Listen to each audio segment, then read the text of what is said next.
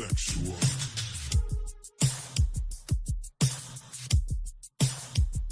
Some people are straight, and some people are gay. Maybe I'm just sexual. Sexual. Sexual. Sexual. Some prefer the top, and some prefer the bottom. But we're all just sexual. Sexual. We're all just sexual. Sexual. Yeah. Hey, we're not in the 60s, but yet we're talking about the same things. So why are we having these same discussions? It's so interesting that you find it fascinating. Who I'm sleeping with and what I'm doing. Why do we all need these labels? Your character is all that matters to me. To me. You shouldn't let ideology and favor make you stop loving family and friends. Some people are straight. Ooh, yeah. Some people are gay. Ooh, yeah. Maybe I'm just sexual. Sexual. Sexual. Sexual. Some prefer the top, and some prefer the bottom. But we're all just sexual. We're all just sexual. Some people are straight. Ooh, yeah. Some people are gay. Oh, yeah. Baby, I'm just sexual. Baby, I'm just sexual. Sexual. Ooh, yeah. Some prefer the top. Some prefer the top. Some prefer the bottom. Some prefer the bottom. But we're all just sexual. Sexual. We're all just sexual. Yeah, yeah, yeah. Why do we all need these labels? Is he gay or straight or somewhere in between? Yeah. Don't let ideology and favors make you treat your brother or your sister differently. Yeah. Some people are straight. Some people are straight. Some people are gay. Some people are gay. Maybe I'm just sexual. Maybe I'm just sexual. Sexual. I'm just sexual. Some prefer the top. Some prefer the top. Some prefer the bottom. Some prefer the bottom. But we're all just sexual. Sexual. We're all just sexual. Sexual. Some people are straight. Some people are gay. Some people are gay. Some people are straight. Maybe I'm just sexual. I'm just sexual, baby. Sexual. I don't need a label. Some prefer the top. Some prefer the top. Some prefer the bottom. But we're all just sexual. I'm just sexual. We're all just sexual. Yeah, yeah. Sexual. Sexual.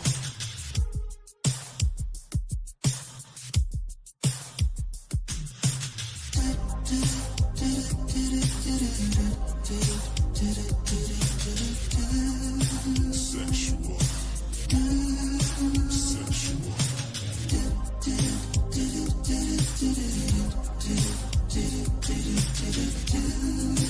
Sexual.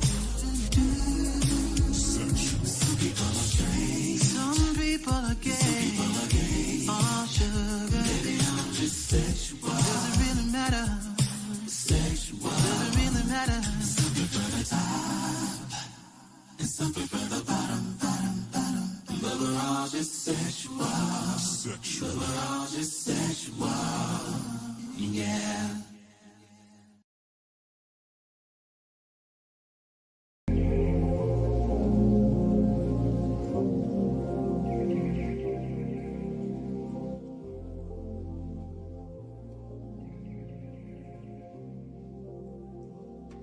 What's going on, fam? What's going on? What's going on? What's going on? Hello, hello, hello, hello, hello. Hello to everybody. What's going on? I hope that you guys are having a wonderful Wednesday afternoon. Y'all, I was trying to roll up the raw cone, Lord. Stuff up this raw cone real quick while that song was playing, but every time that song come on, I just start singing. You know, get lost track of time because it's a true ass song. Again, shout out to B Slade. The name of the song is called Sexual. B Slade, to me, the way his mind is absolutely amazing. You're talking about somebody who is a storyteller, somebody who can capture the essence and the actual moment of anything. It is definitely him. He is so inspiring. And I hope to just tap into just even a little bit. It ain't got to be the whole thing, God, but just a little bit of the energy that he has. But that's why I'm working on BubzDaGawd, so I can tap into my own version of that energy, okay? That's why I think I love his music so much, is because energetically, I understand what he's talking about. And the crazy part about it is that so can you. What anybody knows or learns on planet Earth, anybody can do it. That proves the God in you. Okay? And shout out to Timothy Kurek, again, the individual whose book we are reading, The Cross in the Closet, who is doing the Christ work. We live in a world now where we talk a lot of shit. Okay? We do a lot of bumping of the gums, girl. But then when the time comes down for us to actually walk shit out, it's another thing. And Timothy Kurek was able to do the one thing that a lot of people, not even just Christians, but just people in general who let fear consume them and let fear decide for them how they're going to live their life. There are some people who are saying, I'm willing to face fear. As scary as it is, as jarring as it is, as terrifying as it is, girl, I have to give y'all different words of the same thing because that energy is big, baby. They call it so many things. Like people have many different names for God. They have a lot of different names for fear, girl. But nonetheless, being able to face that fear and to challenge themselves in the fear, girl, because there's a part of them that's acknowledging the fear and making the fear real. When you can challenge that part, bitch, when you can challenge that part, the part that keep you from your blessings, the part that keep you from your healing, the part that keeps you away from the things that are going to make your life better, girl, once you start facing those things and you see it for what it really is, a fucking lie, baby, it don't mean you're never gonna be scared again. It just means I'm scared, but I'ma keep moving. I'm scared, but I'ma keep on trucking through the midst of it. With fear and trembling, still move forward. So before we get into the book, you know we always have to do this. And I never have it pulled up. Actually, I did. Okay. Congrats to me. Hold on, y'all. 1 second. Okay. Boom. Okay. Copyright disclaimer under Section 107 of the Copyright Act of 1976. Allowance is made for fair use for purposes such as criticism, comment, news reporting, scholarship, and research. Fair use is a use permitted by copyright statute that might otherwise be infringing. Nonprofit, educational, or personal use tips to balance in favor of fair use. Okay? We got to make sure we just do it right, because you never know what can happen. Amber said, I got a class early because someone needs to go to their appointment. Oh, okay. Well, shout out to the appointment because you got out early. Bubs, when I get my own place, do you want to live? Leah? I don't know about Leah, girl. I come visit.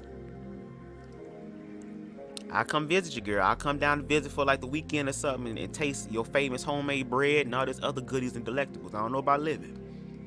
Yeah, okay, but I'll definitely come see you. All right.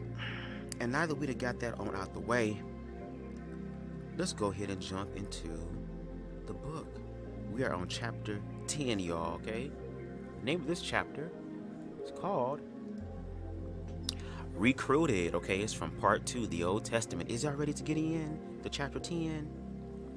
Matter of fact, let me cut the music up for a little bit. Let me hit my joint real quick, okay? Because, baby, I was finishing the last one and was starting up the new one. So, you know, I got to bless the new one. So, y'all give me a few seconds, okay? And then we can go ahead and continue with the read-through of The Cross in the Closet.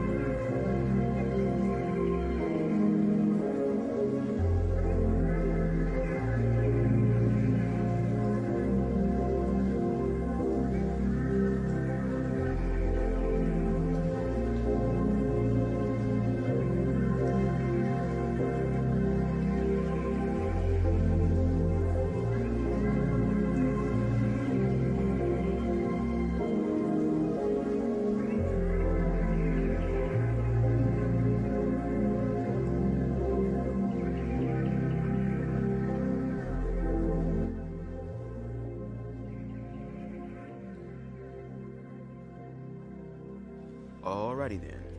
Give me a little swig of water real quick. Cause baby, when you partaking of the herb, water is your friend, okay? You need to be a natural born waterbender. Okay. Chapter 10. Recruited.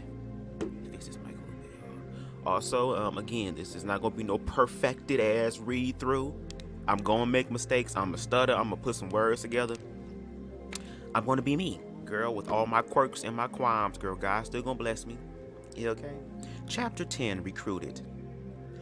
It is just another Friday night, and I am at Tribe.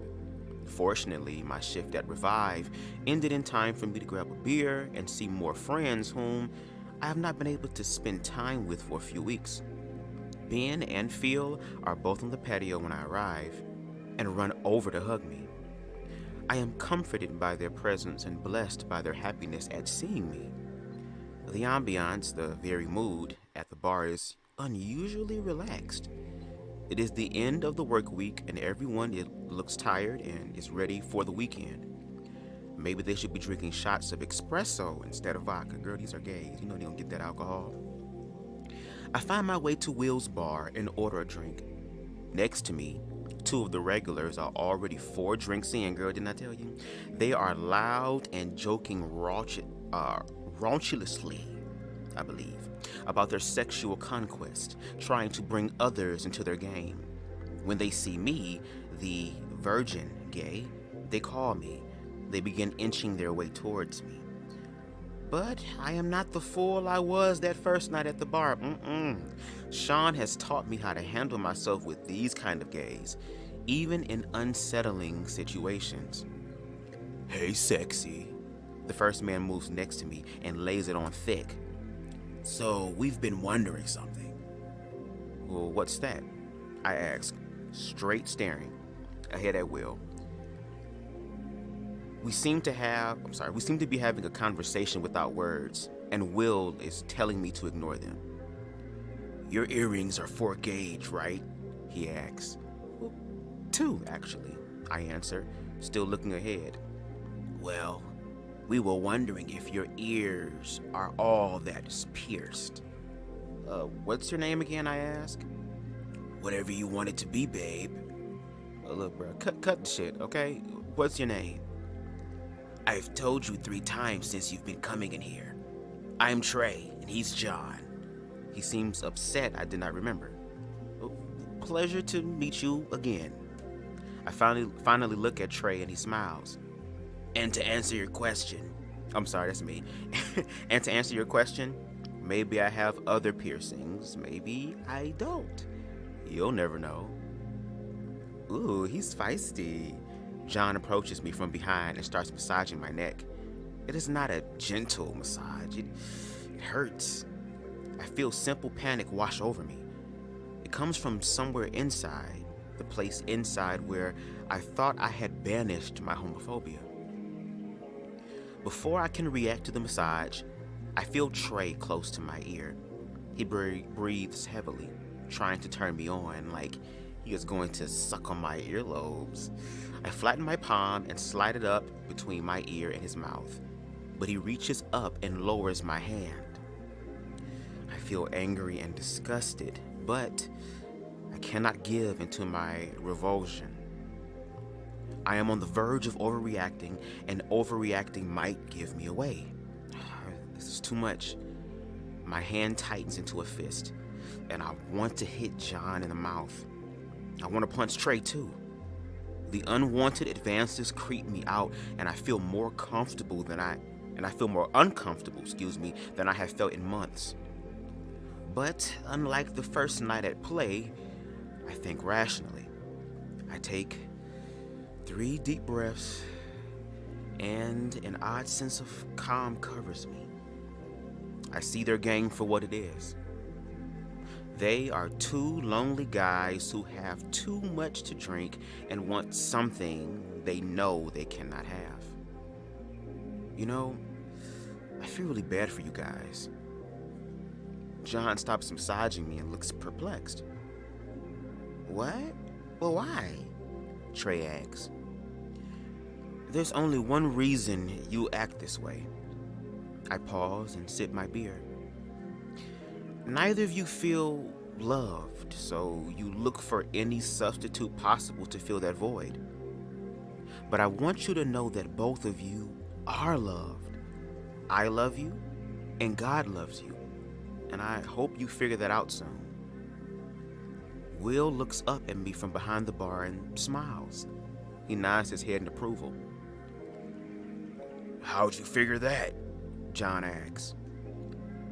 It's just the impression you guys give me. Like I said, I really hope you realize that there's more to life than crossing the line with a guy you barely know. Without thinking, I put my hand on Trey's shoulder and smile at him. I hope you aren't offended.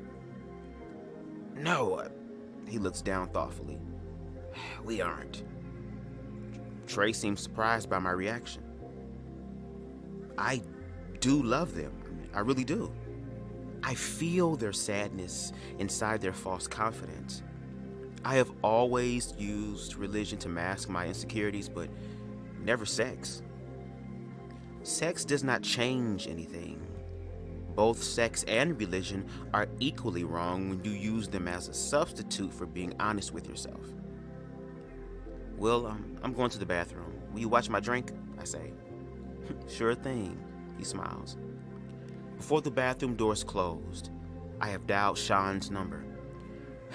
I need a buffer, and he's the only one I can think of who can help me out. He answers, and I do not bother him with pleasantries, Sean, remember the two guys at Tribe that hit on anything that moves? Well, yeah, baby. Well, I'm here, and they're really coming on strong. My neck hurts from John trying to massage me. I'm on my way, he says. I take a deep breath and lean back against the wall. Quite the situation you've gotten yourself into, the Pharisee says, resting upon the sink. Yes, it is, but I know I can handle it. How could you justify their behavior? It's disgusting and, how shall I say it? Abominable. The men likewise gave up natural relations with women and were consumed with passion for one another, men committing shameless acts with men. Romans 1:27 suddenly seems to make sense to you, doesn't it? I don't agree with what they're doing any more than you do, but I refuse to call them abominable. See, you use your beliefs as an excuse to write people off too quickly, and use your Bible to write them off too. But you're the one who has to deal with them, so think whatever you want. But I know they're unnatural. The goosebumps on your skin tells me that you do too. People are people. And if I were at a straight bar or a club right now, I'm pretty sure I would be seeing guys act the same way as Trey and John. I wait in the bathroom for 10 minutes before going back to my seat. I am not scared of Trey or John flirting with me anymore, I just know I want to enjoy my night, and dealing with them in tandem is not my idea of a good time. They work so perfectly together. Their commitments and physical advances are like those of one person split into two. They remind me of the lions from The Ghost in the Darkness, except that instead of predators, they're just a couple of obnoxious guys trying to have a good time. For the first time, I imagine what it must be like to be an attractive woman, and I am convicted. Have my methods of flirtation ever been that insensitive? Have I ever made a woman feel like the object I feel like right now? It is something to think about. By the time I reach my seat, Sean is already at the bar, and I wrap my arms around him. His presence brings me peace to the situation, and I am thankful he is a part of my life. Hey, baby, look, I'm so glad you called, he says in his typical velvet tone. You have no idea how glad I am to see you. I bet. I was down the street for work, so coming here was perfect, he says. I lean into Sean, putting my head on his shoulder. This your boyfriend? Trey and John eye Sean up and down. As a matter of fact, I am, he says, putting an arm around me. I know that's right. I still have not figured out why Sean's touching me does not elicit feelings of discomfort. Maybe it is because I trust him. He knows I am not really gay and he is helping me out, but still. To the old Tim, his motives would have not been, to the old Tim, his motives would have not mattered. He is gay, and that is the only thing I would have considered. You want us to leave him alone, don't you? John asks timidly. Well, being that I haven't seen him all day, I would appreciate it. Sean plays the perfect part, speaking with the perfect combination of grace and protectiveness. The guys seem to get the point and back off a few feet. I know that's right. Back your ass up, bitch. You're my hero, I whisper to Sean. No, I'm your boyfriend. You aren't ready to deal with guys like that, he says, soothingly. I think he is. Will's voice comes out of nowhere and across from us. I told Tim he needed to be careful when he's out. New guys are defenseless. True, Sean says in agreement. But he handled them well enough.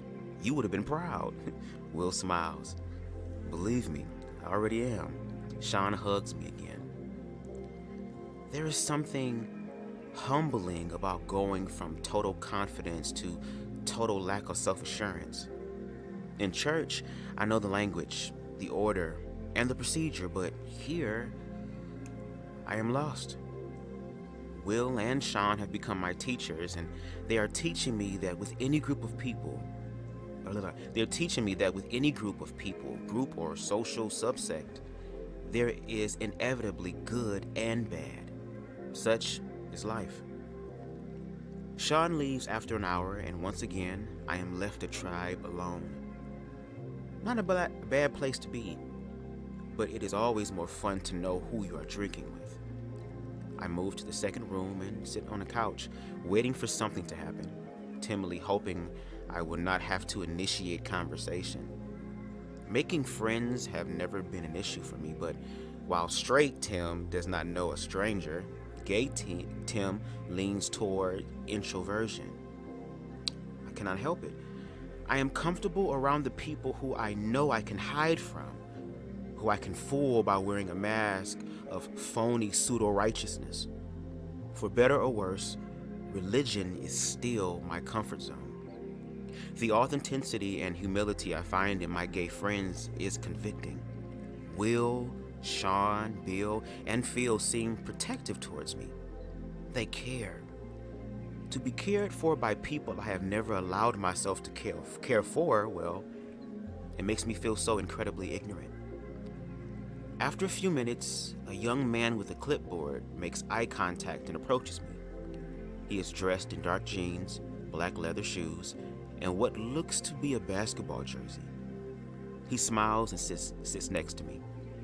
Behind him, I notice John and Trey working their next victim. Apparently, I am not any longer a target or an option. Thank you, Sean. My name is Mike. What's yours?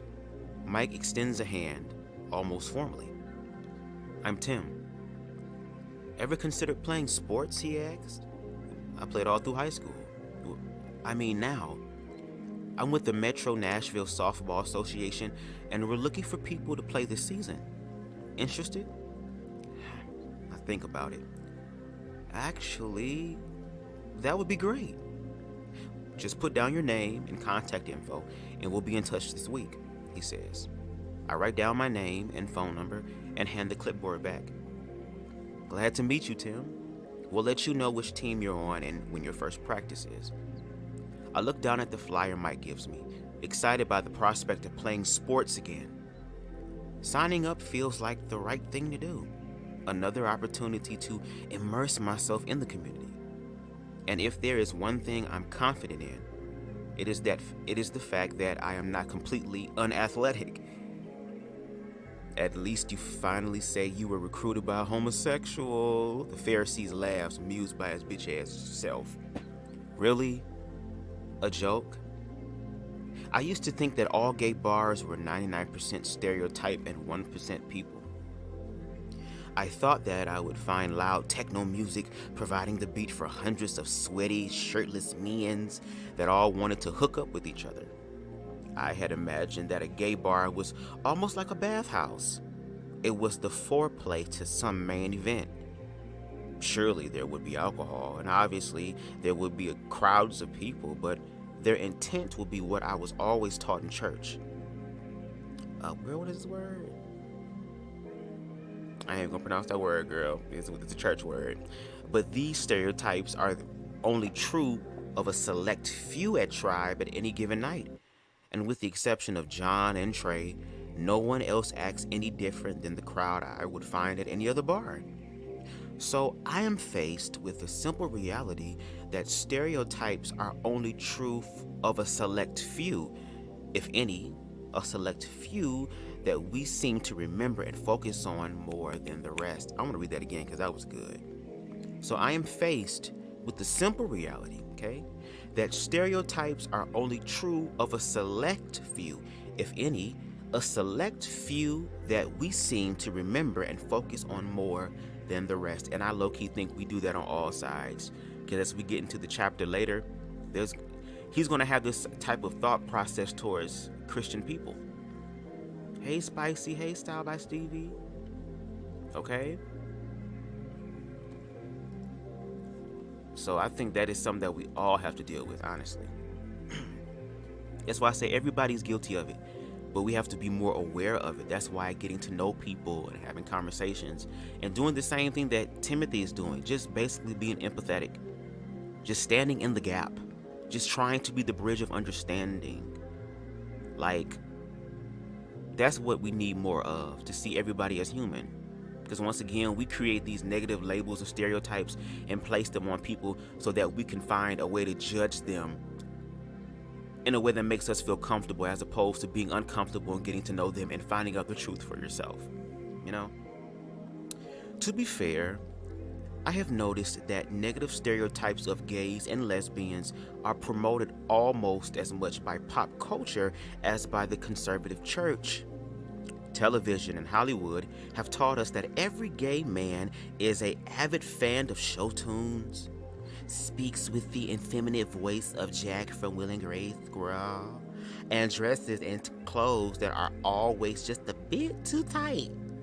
It's so tight, too tight. We are taught that lesbians are a bunch of butch, radically feminist man-haters. And of course, these stereotypes always lead back to sex. If there is one stereotype that I have found holds truth, it is that both conservative religion and pop culture are hyper obsessed with gay sex. Interesting. And I, too, have bought into the lies.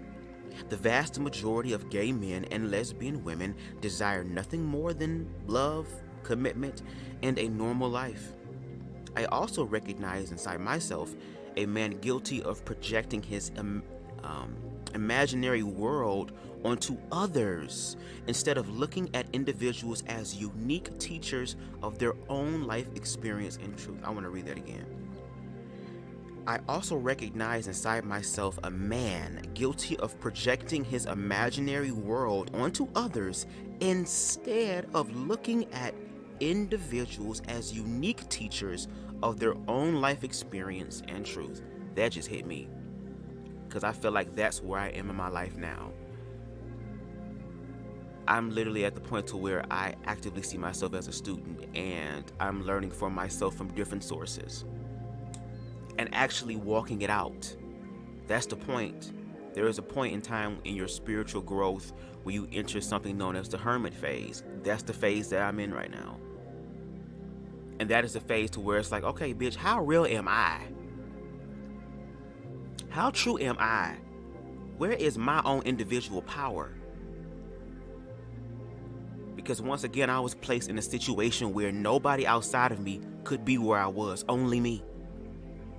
I could have all the love outside of me pouring on me if I was not able to accept that love for myself. I would have been lost. I probably would have not been here. That's why I say self-love is important. And the fact that Timothy ass is sitting here going through the motions of life, and instead of just seeing it as a gay thing, but to see, is it really a human thing? And he realized he's now looking at himself. That's why a lot of times when they come down to people who are religious and have that ideology, when they try to say things about LGBT, there's really nothing factual that's being said. Because if they were to really sit down and talk to these people like Christ did, not like the Pharisees, because again, the Pharisees was like, I went to school, I got the student loan debt, I got the scrolls around my neck, they burning incense inside the palace. Girl, I'm in the palace, I'm in the place of prestige, girl, so obviously God has blessed me. But yet, the person that they murdered, Christ, his ass was going out to the peoples and said, you know what, let me go see the peoples for myself. And that's what he did. And it's important that we do that as well, because there will come times in our life where life will hit us and we will have to be in our head. And it's going to be so scary. And a lot of people will try to distract themselves from what's going on in their head. That also makes the problem worse. And it makes the solution a lot more intense, because now there is something that has to hit you heavier that's going to have to wake your ass up. For some people, that's a terminal illness. For some people, that's a sudden life change. For some people, that's divorce. For some people, there are certain things that are going to happen. You have to learn how to love yourself so that you can pull yourself through those moments, because there are people who have went through divorces, who have went through terminal illnesses, who have went through all these things and have found life. Meaning they've been able to find someone else who was an updated version, and now they're living their best life with somebody who truly, genuinely loves them. For the person that was incurable, guess what? It actually is curable, because they were able to release that old tension within themselves that manifests illnesses. Like my father used to say all the time, your dis-ease can turn into a disease. It's about your... Girl, love yourself. That's all I can say, girl. I can tell y'all, but if you don't love yourself, you'll never know. You'll never know. It's just like, how many licks does it take to get to the center of the lollipop? How long it take? You can know. The world ain't gotta know, but you can know. Okay? Where am I at? John and Trey saunter over, okay? And I look up from the softball flyer. Their faces are meek and conciliatory, I believe that's the word, excuse me. We just wanted to say that we're sorry for before. Can we buy you a beer? Trey's voice betrays a much changed and more respectful tone. I would love that, guys. Thank you, I say. The Pharisees looks as though he has just lost a bet. And I feel hopeful for another chance to get to know new people. We walk back into the third bar area where Will is preparing the drinks. I know that's right. Take them to the man you know who's making the drinks. He looks at me and smiles, and I know I am on the right track.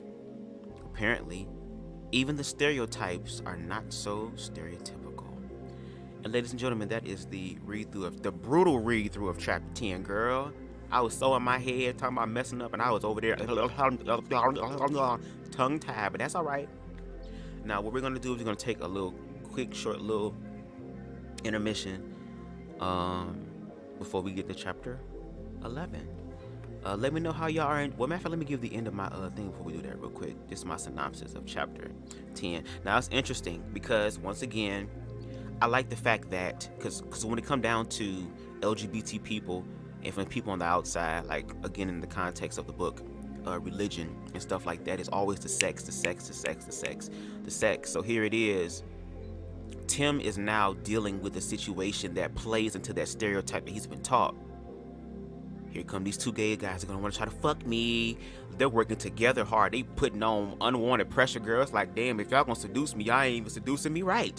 Y'all about to break my damn neck, giving me chiropractic adjustment and stuff, girl. Giving me a massage. And you over here with that damn cigarette breath in my face. Hi, how are you? Just in my face. You ain't pop an Altoid, nothing.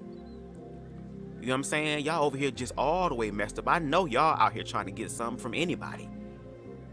But instead of him being like, you know, yeah, this that gay shit, this that gay shit. Okay, I feel uncomfortable, and he was getting ready to burst. He was like, you know what? Maybe what the Pharisees was saying was right. Maybe I've been playing myself all along, and I'm doing this dumbass thing, and boom, something just happened to where now I can end my experiment because now I know there's truth there about it. But instead of him folding, he dealt with it, and he thought about himself and his purpose. Timothy had to remind himself, my purpose for doing this is to really see LGBT people as humans, to really walk in the footsteps of Christ, not the Pharisees and religion like I've been taught and indoctrinated to believe, but to actually do it on my own, to study, to show thyself approved, to go into my hermit phase, which was him pretending to be in the closet. He almost lost it, but he went in the bathroom, and that's when the Pharisees hit him, when he was at his weakest. Oh, so you just gonna sit up here and just act like all them damn, sermons that you done heard and all that time you spent in Bible college, you gonna let all that shit go down the drain? When it's right in your face that these two men was trying to fuck you, and to verify what we have said all along about LGBT people, that they're nothing but savage, ravenous ass sodomites who want you to sell your soul through your booty hole, and that is happening at the lowest levels, even at your local gay bars, girl. But guess what? But guess what? Tim had a man named Sean that he was able to confide in, and Sean said, look, I'm down the street. Now, first of all, y'all need to get y'all a man like Sean to be like, where you at? Where your location? You said who doing what? I'm right there. Give me. And he rolled the hell up, and the men knew. The men knew. The spirit knew. And here it was, a gay man to the rescue, girl. When white Jesus was supposed to come to the rescue, here come this black gay man that's coming to the rescue to save you from these two people. But Tim also was checking himself, and I think a lot of us don't do that. We don't check ourselves. We want to check everybody else and what everybody else is doing and what everybody else is saying without checking ourselves first. For me, in my hermit phase, I'm learning to check myself first all the time. And the universe will put your ass in situations for you to do just that. I'm challenged right now. Again, when you walk by faith, that just means I realize that life is going to challenge me, but it's going to challenge me to be better. To be better. Not to be worse. Not to destroy me, not to set me back, but to make me better. So that when these situations come, you have faith in yourself that you'll be able to handle it. And even when you do slip up, because we're human, to not beat ourselves up and to actually just make the correct change and do the things necessary to bring forth change.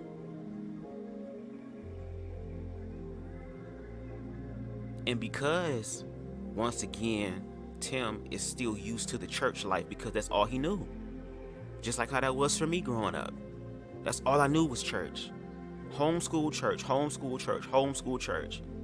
And the church was where my talents were acknowledged. To where my little short ass,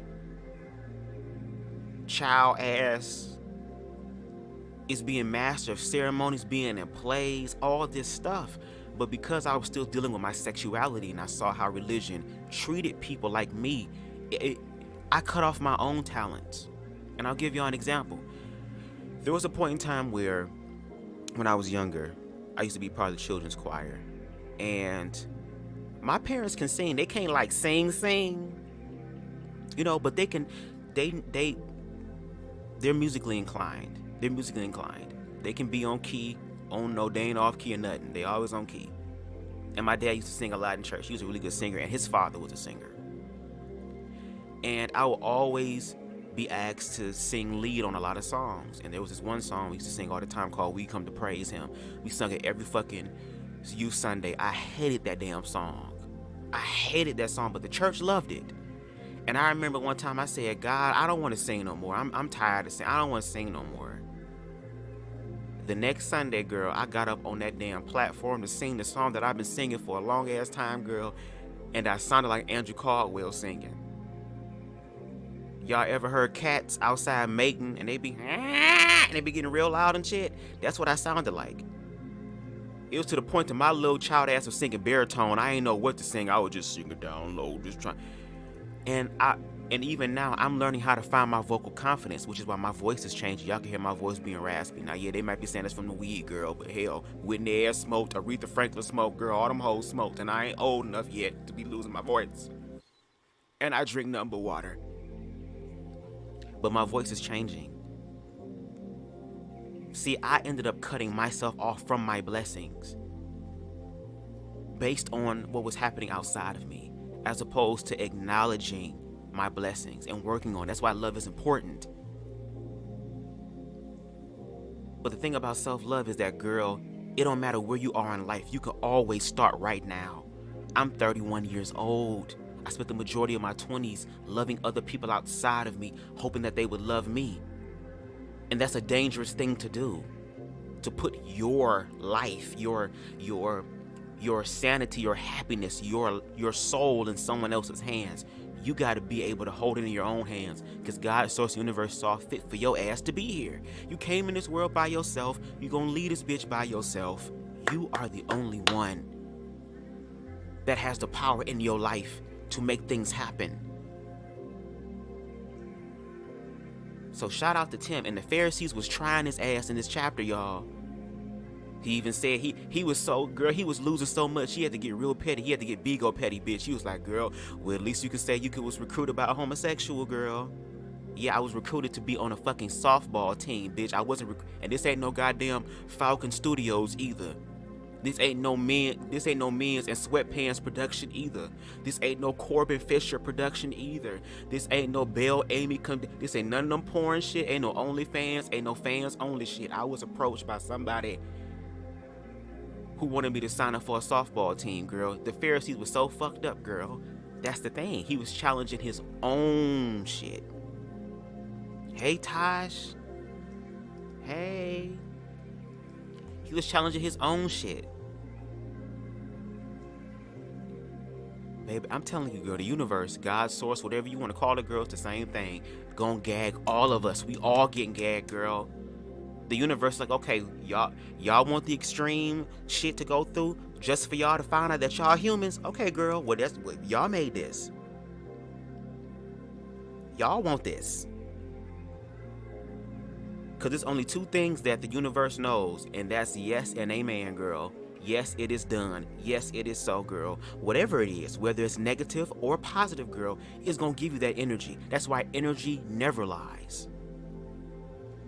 And that's why Christ was always talking about checking your mind and your heart, to renew your mind and do not harden your heart. Because when you harden your heart, it's going to be difficult for you to deal with your emotions. What's up, Aaron? Shout out to Aaron.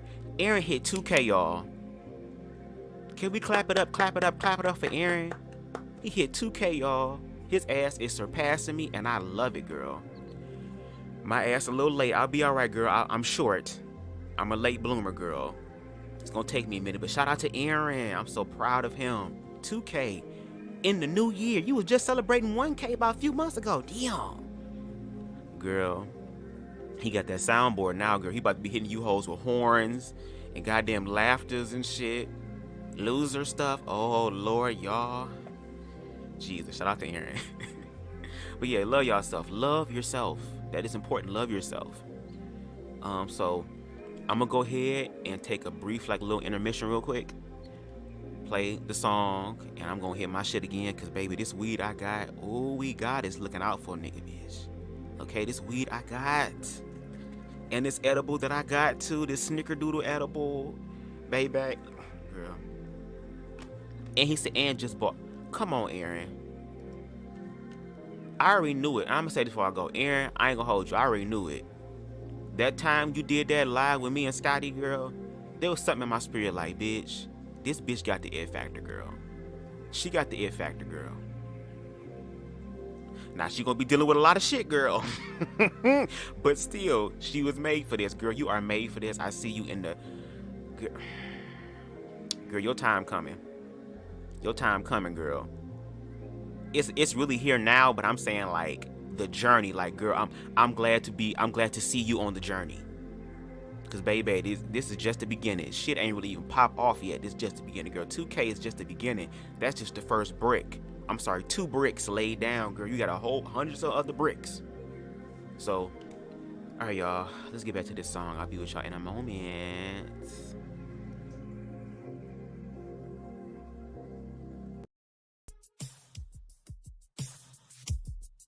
Sexual.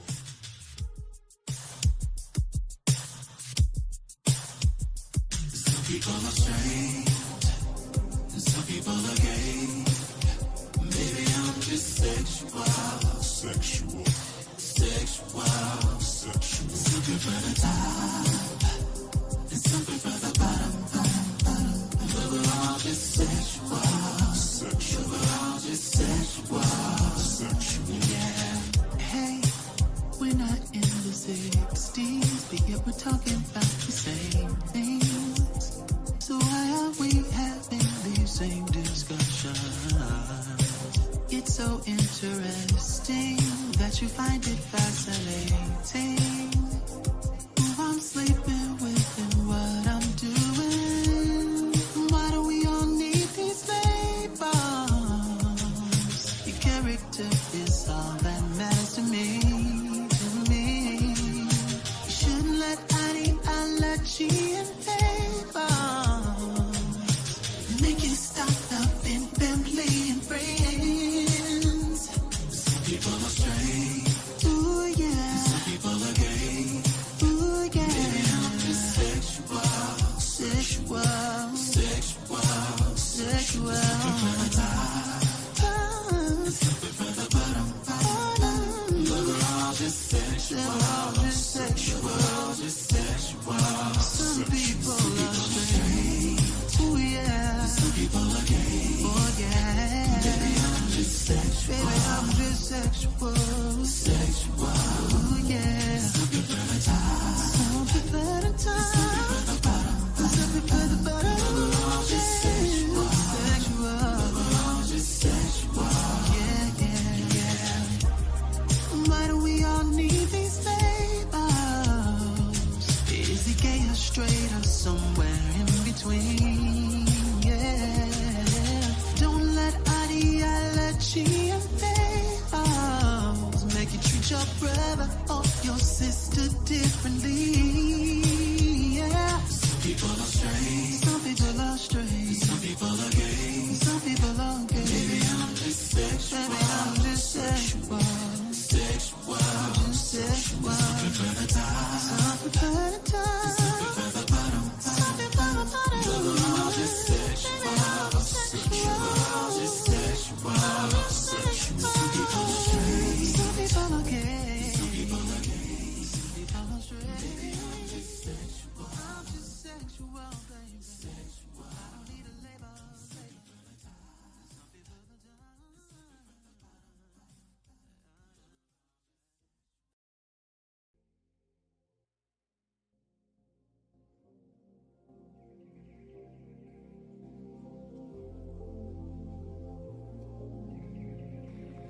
All right, y'all. All right.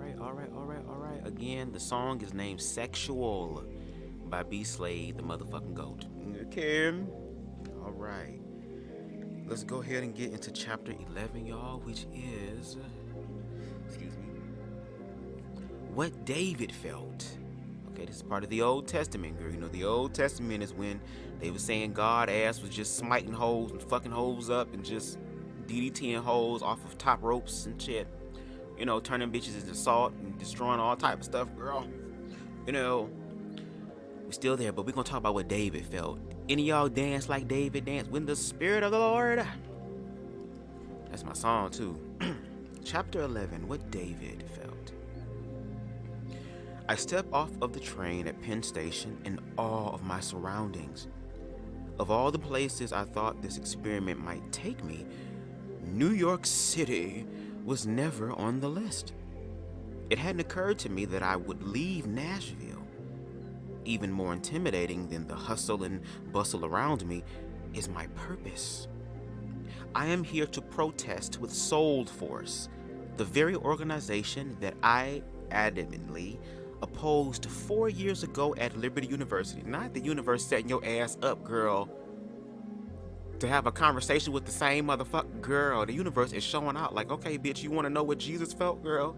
Y'all want to know why Jesus' ass was crying in the garden, girl, blood and shit? You want to know why Jesus' ass had to walk away for 40 days from motherfuckers, girl? Here you go. Even more surprising than finding myself in the ultimate concrete jungle is how I came to be here.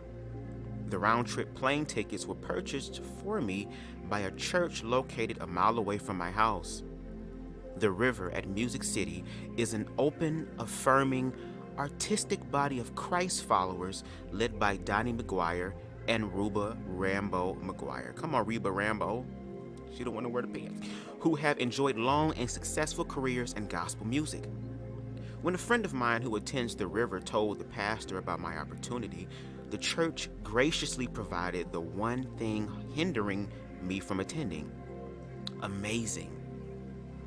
I emerged from the mouth of Penn Station with only the clothes on my back and a backpack hanging over my shoulder. I packed light, knowing that I will be walking most of the week in New York. The weather is miserable.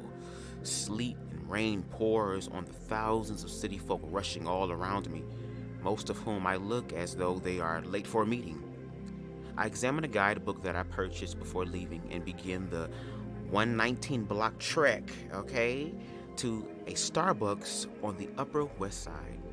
An ex-girlfriend of mine moved to the city 4 months ago and arranged for me to stay at her boyfriend's apartment my first and last nights of the trip.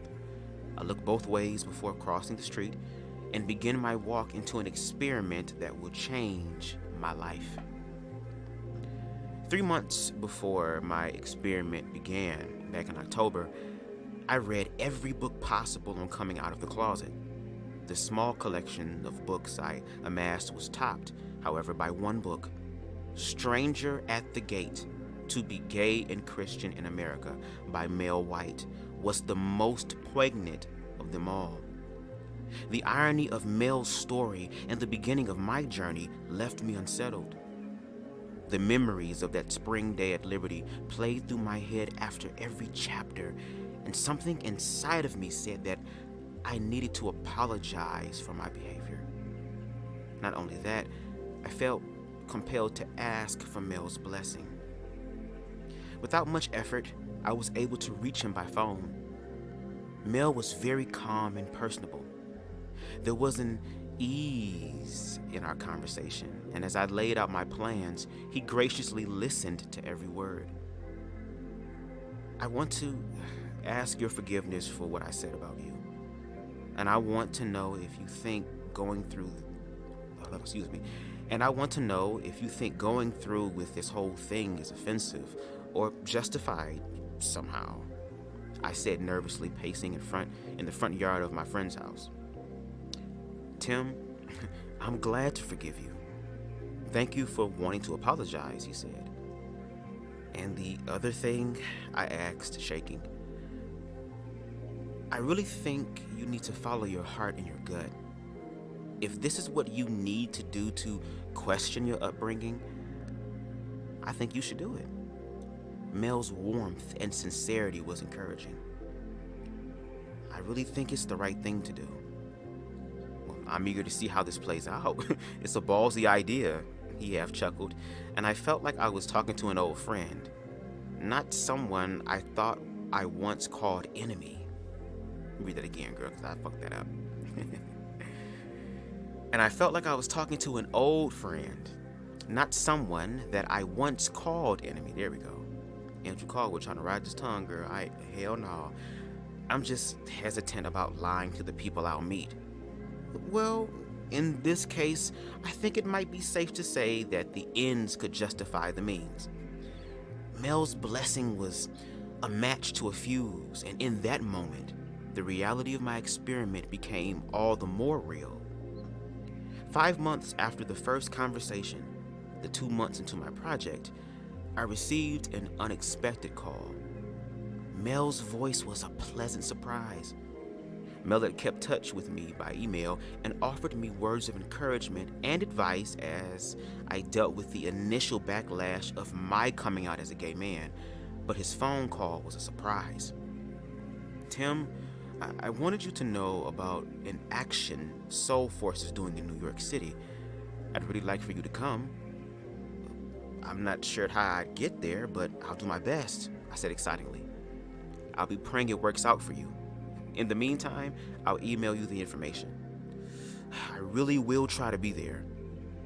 I know you will, and I promise to keep your secret. I think you need to see what Soul Force is really about. It might help you answer some of those nagging questions you've been wrestling with. Mel's invitation was an unexpected gift. More than that, it was a revelation. I began to think about how perfect the opportunity could be. I felt a renewed sense of purpose and reveled in the idea of having the opportunity to experience Soul Force for a second time. And not only that, but I would finally be able to speak out against an injustice, and I would get to do so in my first ever nonviolent protest. I appreciate it, Mel. Thanks for calling and letting me know. Oh, no problem. See you in New York. Mel hung up the phone, but it took me a few seconds to follow suit. I just stood there with the phone in my ear and a grin on my face. It's so crazy how he manifested the opportunity. Look at it. The universe, he wanted to apologize. He wanted to make it right. Didn't know how, but wanted to make it right. It was genuine and sincere. And look how God, Source, Universe, just, baby. He still got to put in that work, though. Because the universe is going to say, okay, bitch, you still going to work, though, girl. But this work going to make you better. It's going to make you a better person, girl. Sometimes you got to, it's an exchange, girl. You got to give something to get something, bitch. That's how it works. The first 20 blocks of my walks are painful. My feet and hands are numb from the cold. And I chide myself for not checking the weather before leaving for the airport, I might have packed warmer clothes or at least worn longer underwear. I'm wearing only a hoodie and a baseball cap. A few blocks past Times Square, I catch my reflection in the glass of a first-floor office window. My nose and ears are red, and I wonder what I will look like after walking another 100 blocks, My only consolation is that I am meeting my friend at a cafe. Coffee. Just the thought makes me move more quickly. Yes, come on, coffee. After an hour of trudging through the metropolis. Girl, what is metropolis? Andrew, back your ass up, bitch. Okay? After an hour of trudging through the metropolis, girl, I reach the Upper West Side of a cafe. I am a soaked, frozen, soggy mess, and I hope my friend is able to recognize me. I open the door for a woman, and she sneers. Maybe the stereotypes about New Yorkers are true. Or maybe she was sneering at the weather. I hope it was the latter, okay? Not long after I arrive, and I find a table, Amy makes her way inside. She looks around the cafe for me, so I raise my hand and wave. Her smile is contagious, and she looks better than I remember. It has been a year or more since I have seen her, and she looks classy and grown up. She looks like a New Yorker. It is amazing to me how an environment can change someone. Like it has a godlike power over style and interest. Amy looks changed, and I wonder if the Southern girl I have known for so long is still there somewhere, under the designer clothes, makeup, and auburn hair. I stand in army, girl, I'm trying to put these words together. I stand and Amy wraps her arms around me. I'm putting Amy and arms together. Armies. Baby, it is weed. It's so good to see you, Tim. What brings you to New York? Didn't I tell you? I'm here for a protest. Sounds like a lot's changed for you since you came out. From church guy to gay activist. I must say I'm impressed. Her comments catch me off guard. You were more churchy than me. I laugh. No religion for you in this city? I sip my coffee and welcome the warmth. I may be soaked, but at least I am warm, okay? Because, baby, when you cold and wet, that's very unhappy. At least if I'm going to be wet, I want to be warm. Amen. We have visited a few churches, but haven't found one yet. What about you? Have you been to church since you came out? Honestly, I've tried, but it hasn't gone so well. I think back to my most recent attempt at church and shudder. Maybe winter would be a better season for it. Just remember that you are still you, and you love church. Amy is different, but a good different. Somehow, after just 4 months in the city, she has grown up. Things are different. Maybe I'll go back one day, but I'm too busy trying to discover if it's worth it anymore. Nashville may not be rural Mississippi, but it ain't New York. After thawing out, a few more minutes, we set out once more. We are still 23 blocks from her boyfriend's apartment, and I hope it goes quickly. I am exhausted, but my lack of energy is made bearable as Amy tells me how she met Nick while visiting friends for Thanksgiving. 3 weeks after meeting him, she decided to move, and the rest is history. She seems happy, but I question my decision. Staying with an ex-girlfriend's boyfriend is not something I would do if everyone thought me straight, but, admittedly, I am too afraid of hostiles. Too many creepy movies have ruined them as a viable option while traveling. The apartment building is exactly what I pictured, and the architecture and design is probably early 20th century. I also love the neighborhood. Amy tells me that the building 3 doors down is an old church converted into housing. She says she will prove it to me when I'm in Nick's 20, girl, what? 20, oh, I said 20. Girl, this weed, girl, where is the 20 coming from? She says she will prove it to me when I am in Nick's 12th floor. Girl, where the 20 at? Moving on up. 12th floor, 1-bedroom apartment on the 5th floor. But all I want is to sit down. Your feet hurt? Amy asks, sardonically. Like hell, I answer. After a few weeks, you'll get used to it. I walk everywhere. It's the cheapest way to get around. That's probably why she look good, baby, that cardio. After 142 blocks, I've decided to buy a subway pass, okay? Good idea, she says, laughing. Now, don't get pissed, but the elevator is broken. God, it's a mole climbing. We've got some stairs to climb. Great. Trying to get me to lose weight. You could, bruh.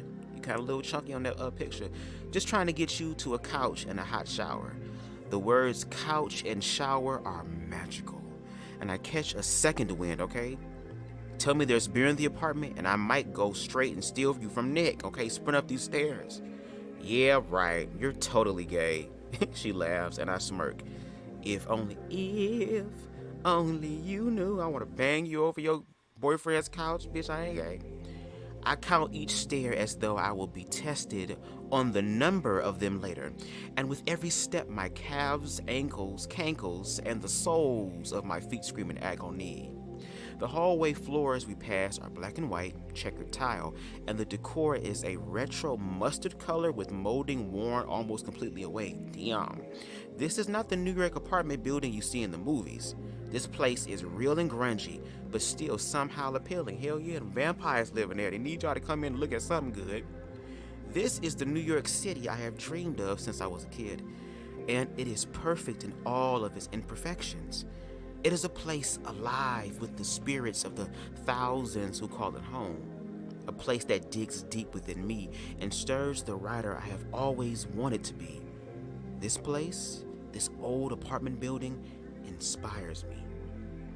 As we reach the top step of the 12th floor, I see Nick waiting by a door at the end of the hallway. He is tall and handsome, thinner than I had imagined.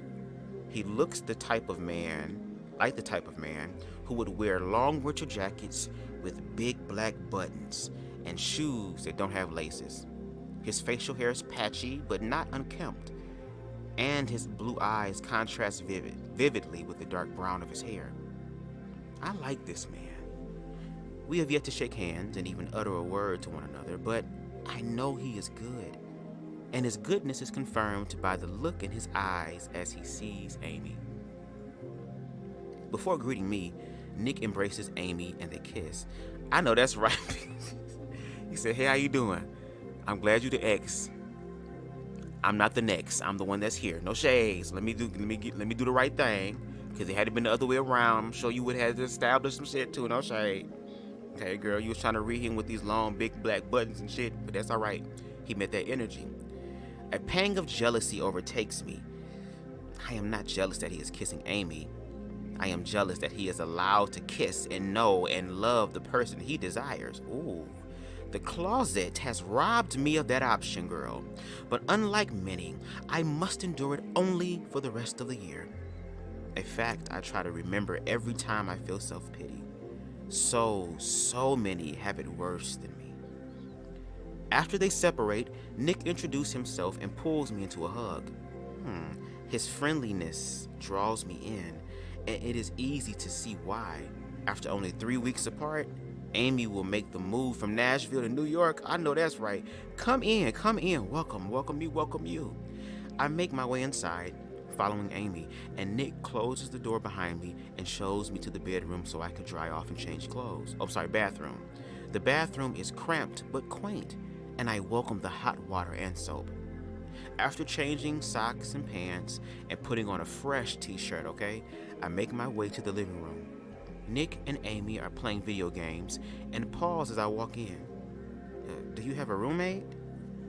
Yes, I do. In fact, you might like him. Amy slaps Nick on the shoulder, but I am not sure why. Well, why would I like him? I ask naively. Well, Nick stalls for a second guessing himself. Dane is gay too. He smiles, trying to take the edge off what he realizes to be an insensitive generalization. It is a generalization I have made many times, believing that just because someone is gay means they are sexually attracted to everyone of the same sex. Let me say this too. For all y'all people out there that still learn about gay people, stop trying to hook up people just because they're gay. Okay? Just like other people and human beings, we got standards too. Okay? We just not out here just slinging peen and hole around. Okay? What did Music Soul Child say? I think beauty's overrated because that's something anyone can be. Attractive, now that's something different. And thankfully you're both to me, girl. Means that, baby, we got standards too. So how about this? How would you feel if I hooked you up with somebody who looked like some out of Toy Story and you ain't like that? Then what?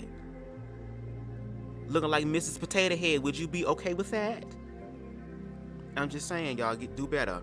We all have to do better, but y'all gotta do better too. Shit. Okay, where was I at? Okay. I appreciate you looking out for me, bro, but things don't really work like that. I'm sure you don't want to sleep with every woman you meet. Well, most of them, Nick says with a laugh right before Amy punches him on that arm. Okay, girl? The universe setting up some weird shit. I done got the money to get here. Don't tell me that she gonna be my new wife too after this over with, cause this is for a year.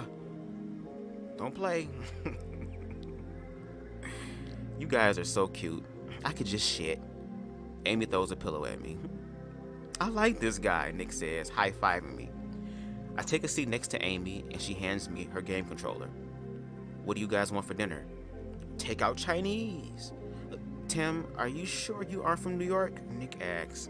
No, I've just spent years watching Seinfeld reruns.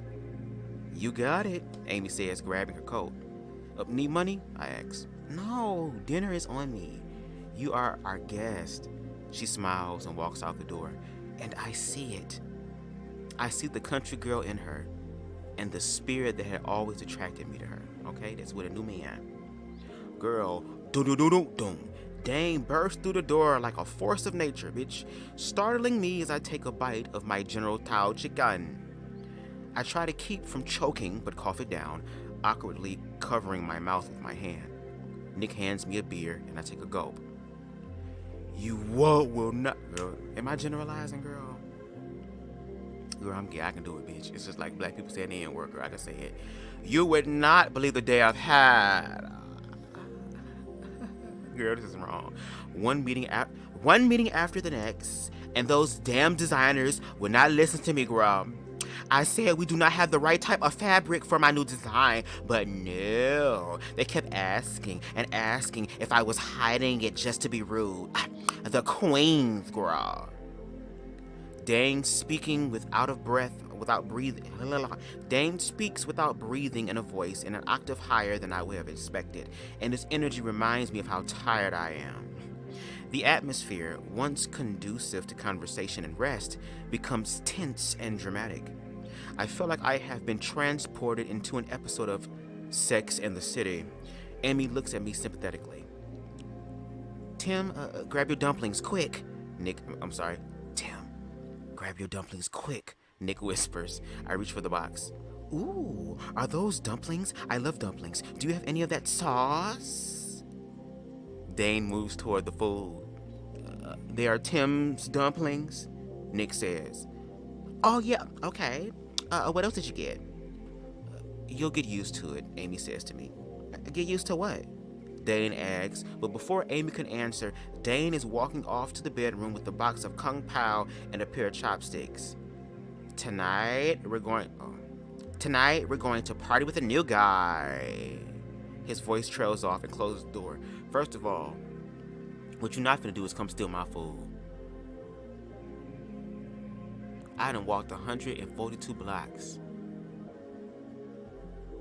I done lost 12 pounds walking 142 blocks and up 12 flights of them long ass stairs.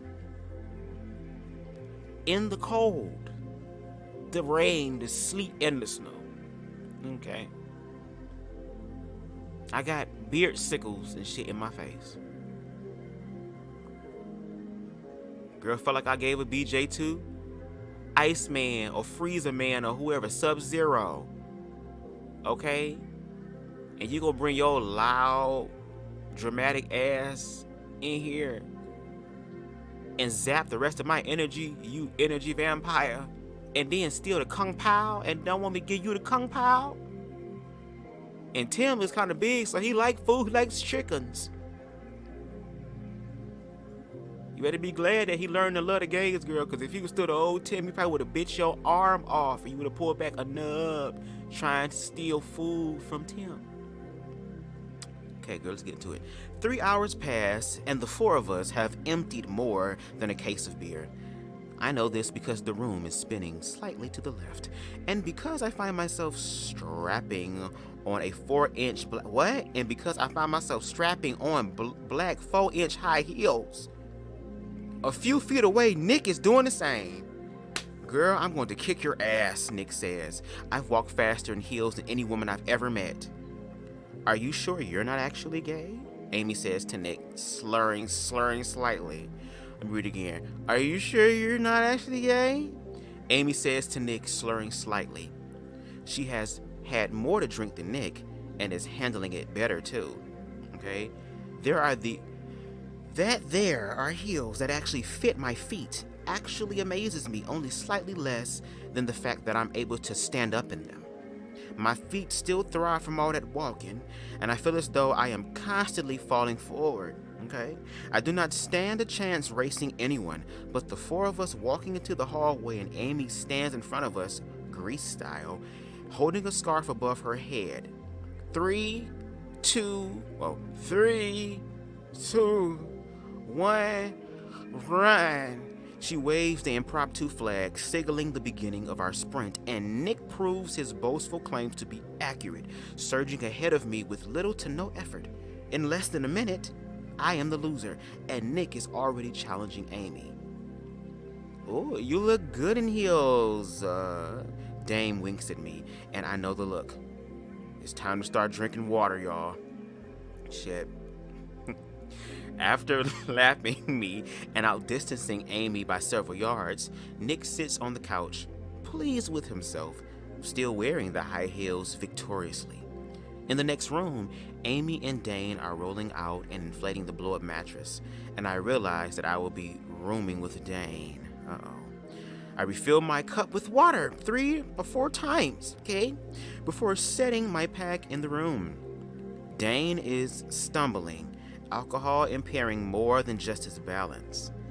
Oh shit, here he comes. The universe tested you, bitch. He comes over and gives me a big hug and kisses me on the cheek. I look at Amy, but she does not seem to notice.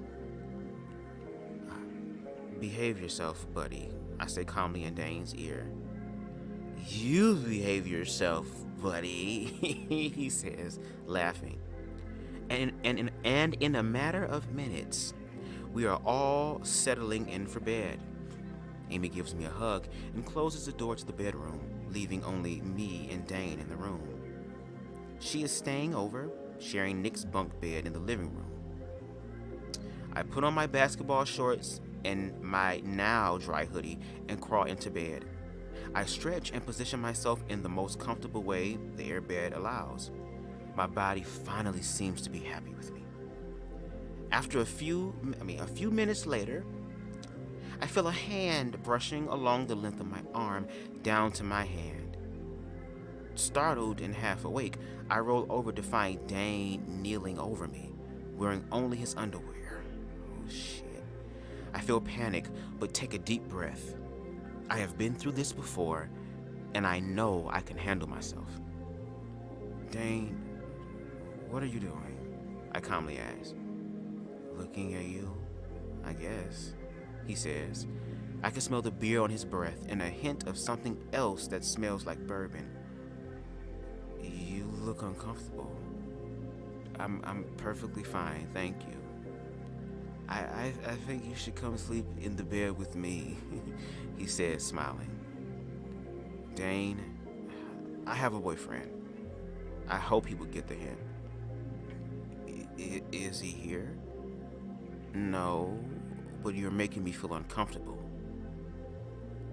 Dane walks over to the bed and sits down, and then I hear him crying. I know he is drunk and probably just overtired and horny, but for some reason, I feel guilty. I get up and sit next to him on the bed, and he leans his head on my shoulder. I'm sorry, I'm just lonely. You have no idea how hard it is to find a relationship in this city. Finding sex is easy, but finding love is impossible. His tears turn into sobs, and I put my arm around him. Maybe I've been too hard on Dane.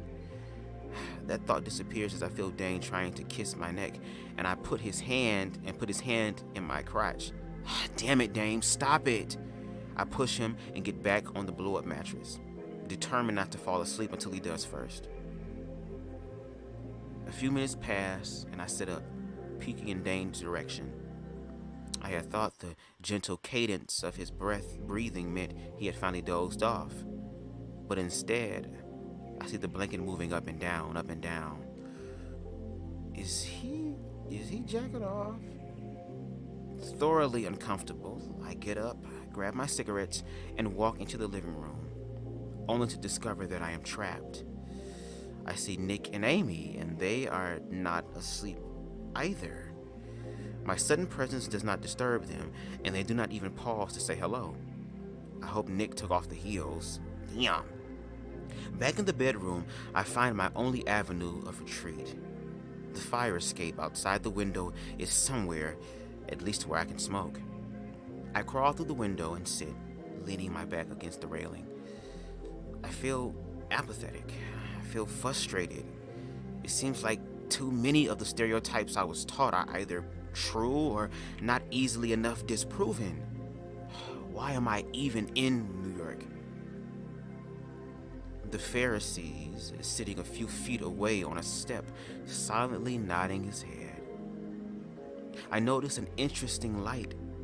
Over the top of the buildings, a steeple tower protrudes from the middle of a roof, and it looks beautifully out of place.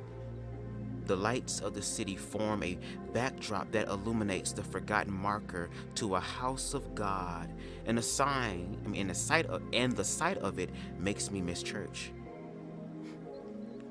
Lord, help me see what you would have me see.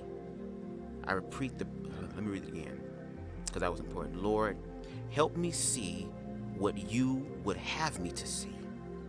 I repeat the prayer to myself a dozen times, fixating on the forgotten symbol in front of me. I want to see them the way you see them. I need to see them as you see them. I take a drag from my clove, and the smoke trails out of my nose and into the cold, almost dancing with the air as it ascends. I feel peaceful and content. 20 minutes and 2 clove cigarettes later, I crawl back through the bedroom window and shut it quietly behind me.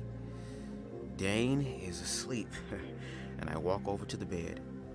The blankets are falling off him, and as gently as possible, I cover him up and look down at his face. He is less obnoxious when he is asleep, less abrasive. But much more than that, he looks vulnerable and real, without facade or pretense. 20 minutes ago, he wanted sex, but now he looks innocent. I feel myself love him. A story in the Old Testament has always fascinated me, King Saul, ruler of Israel and the first king in the small country's history, is told that the shepherd David will succeed his throne instead of Saul's own son, Jonathan. Infuriated, the angry Saul dispatches an army of 3,000 of his best soldiers to hunt down and kill the young shepherd. One night, fed with being chased, David sneaks into Saul's tent to kill him and finds Saul asleep. God had given David the freedom to do as he wished with the jealous king. But as he watched Saul sleep, he decided against slaying his enemy. Instead, David cut off a piece of Saul's robe, mercifully sparing the king's life. I have always wondered why David spared the life of a man trying to kill him and why he showed mercy. And as I cover Dane with the blanket and watch him sleep, I think I understand. I think David spared Saul's life because in that brief and simple moment, King Saul had been stripped of his title and all that was left was the man. No longer was there the label of a king or even enemy. There was only vulnerability, peace, and humanity. David saw himself in Saul, a brother in the image of God, so David obeyed the voices of his better angels. David finally found his love for Saul. I see the same as I look at Dane. I do not see gay or horny or abomination. I see myself, a brother, the image of God. I settle back into my bed, and the countless aches and pains of the day course through me. Tomorrow, I will learn the principles of nonviolent protest, but for now, I am content bunking with Dane and looking through the window at a forgotten steeple surrounded by city lights, directing my heart to the heavens. And ladies and gentlemen, that is the end of chapter 12, part of the Old Testament, what David felt. Okay, let me give y'all my run through of it. Like I said, baby, let me go to the beginning. Hold on. Yes, hold on. Hold up. We was doing some reading, y'all. I low-key want to read another chapter, but we doing 2 alive. But first of all, one thing I realized is this: when you are in self-love and you're walking in self-love, you have that foundation, you will innately start to understand in a deeper sense what community really means. And when you start looking at the world through the lens of love, for self first, so you know what it's like, and then outside of yourself, you see that it is a world of human beings who are struggling to find that balance. People who are looking for direction, looking for some sort of guidance outside of themselves.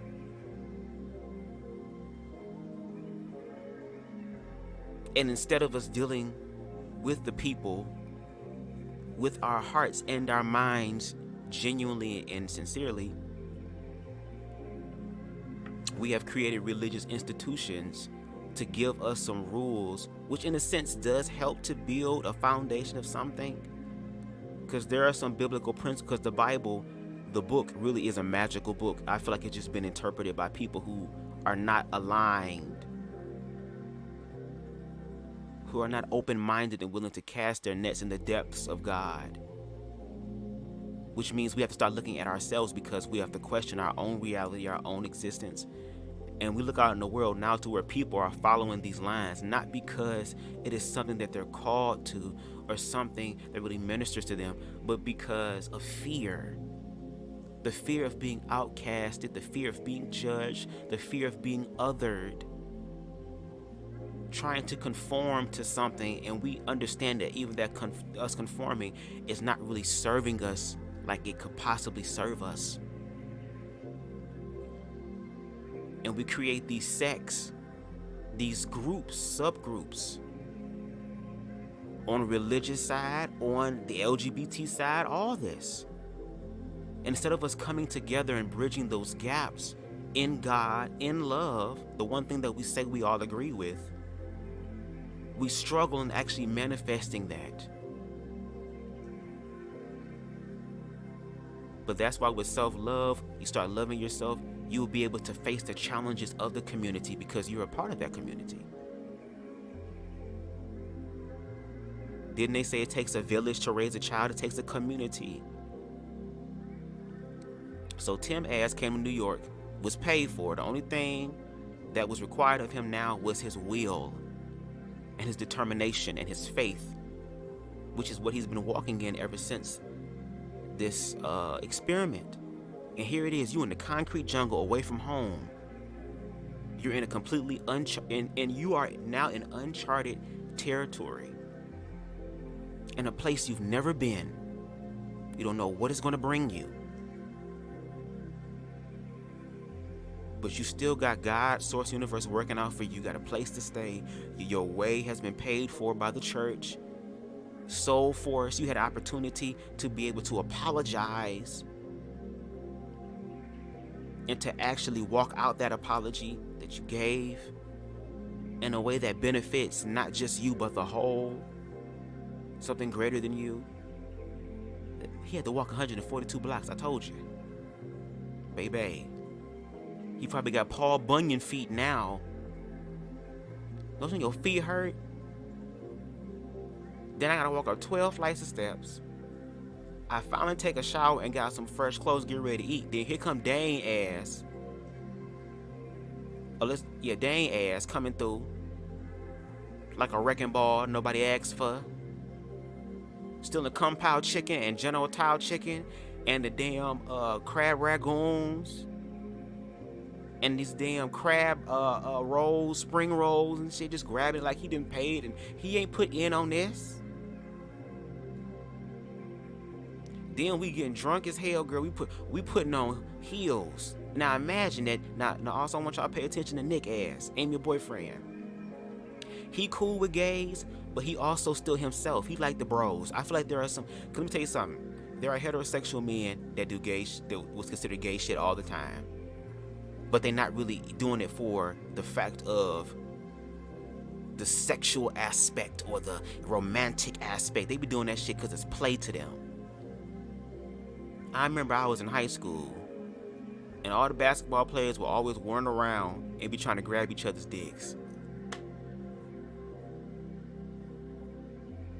They wasn't out there having sex with each other and oh my God, we boyfriends on the court.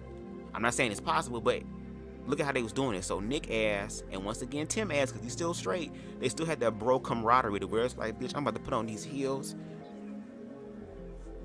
and I can run. I can outrun you. Ain't you talking about me being gay? Don't play around. I'm already thin. I'll put on one of your damn dresses and really show you, okay?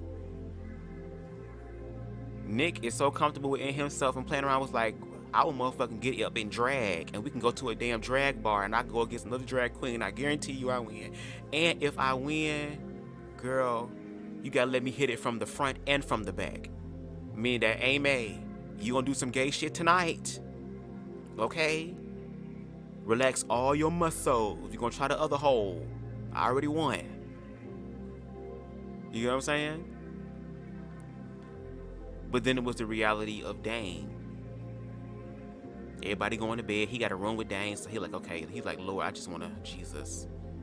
Like, come on, Jesus. Timothy's sitting there like, okay, Lord. Please tell me I don't have to have sex with a gay man to understand, Lord.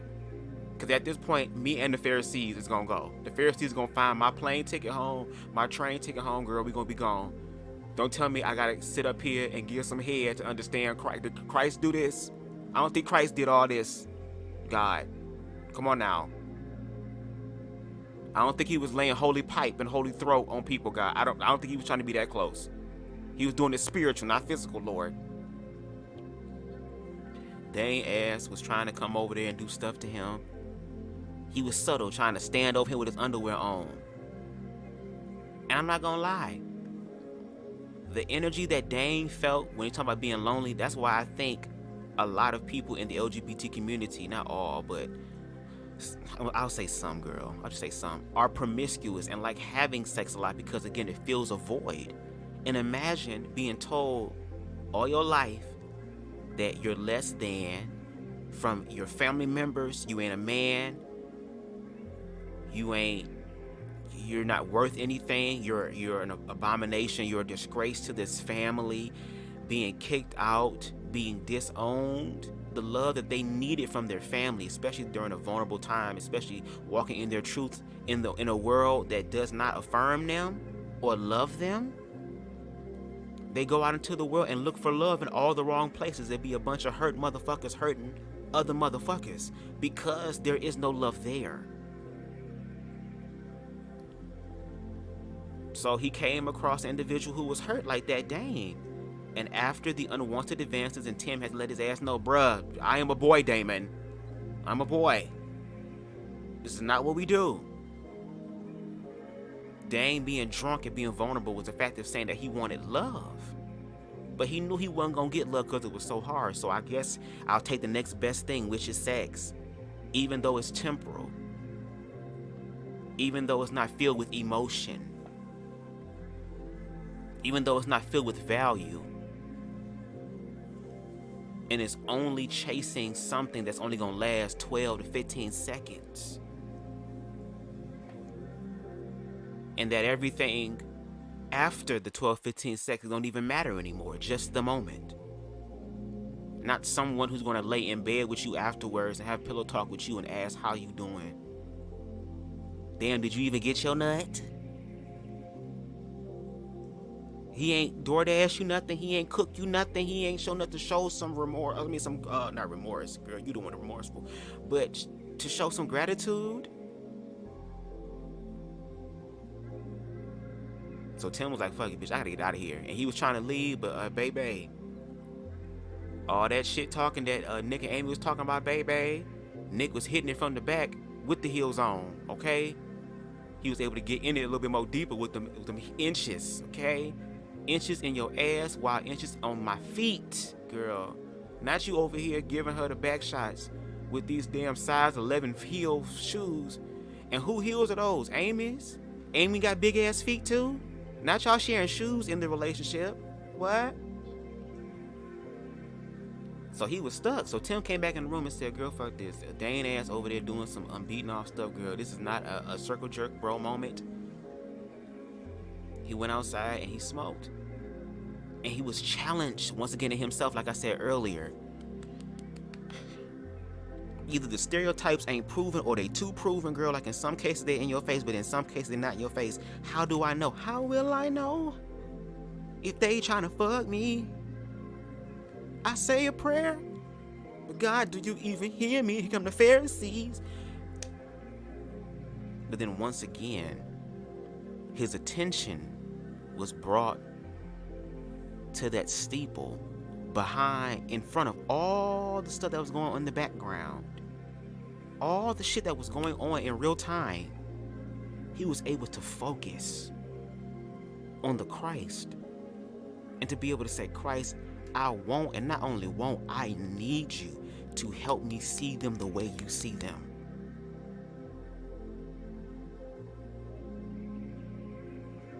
because the same experience that I'm putting on this person, other people are putting on me.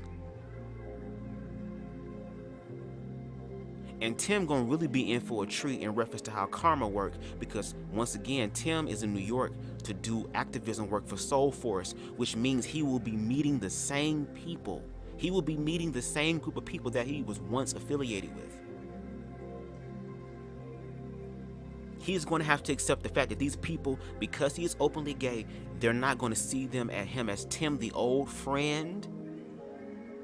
They're not going to see him as Tim, one of the best Bible scholars, or one of God's chosen warriors, girl. If anything, they're going to be saying you definitely in the whole identity of Satan, because Satan ass rose up against Christ too, girl, and he fell from heaven. You're a fallen angel. You're on the fallen angel side, and you should know better. You should know. They're not going to see his humanity. They're not going to walk in the same way that Timothy had to walk. They're not going to put respect on Timothy's motherfucking name. Just like a lot of people don't put respect on Christ's name. Because Christ was saying, I'm not going to listen to what the hell y'all just say. I'm going to also study and show myself approved. I'm going to properly have an analysis of this. And I'm going to analyze it through the lens of love, because that I can see is what's missing.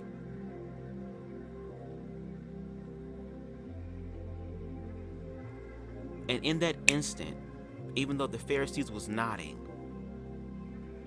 at Timothy like, yeah, see, I told you. You got gays recruiting your ass. Now there goes stereotype. You thought we was lying. Ha. You didn't got hit on by gay niggas at the bar. That happened more than once. Your mama's still struggling with it. Still wants you to go talk to somebody about it. You're denying yourself from your natural attraction to women. You're supposed to be over here with a whole goddamn wife by now. You trying to play pretender gay. And yes, you really want to know what Christ went through? You're going to have to suck a little dick every now and then. It's the Pharisees talking to him. But when Tim was looking at that steeple, what the Pharisees didn't know, because the Pharisees ain't working with no real power, bitch, is that he was being reminded that I have to love. And a story again with King Saul and David. How they told Saul, hey, bitch, look, girl, David finna become king, bitch. Shit, I would dance like David did too, girl.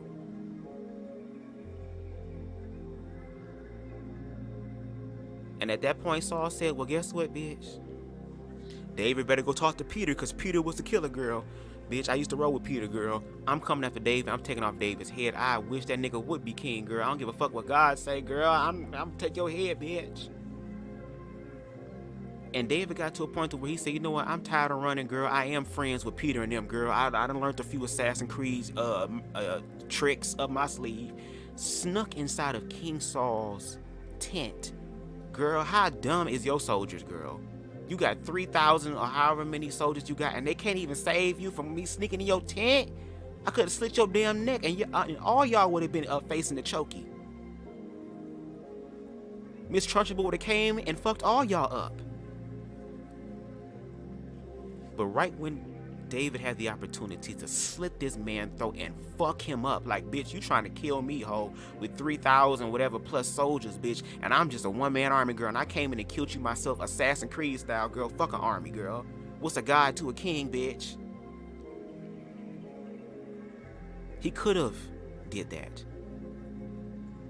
because David was walking around with real true power. But in that moment, he didn't see King Saul. He didn't see enemy Saul. He saw a man who was asleep.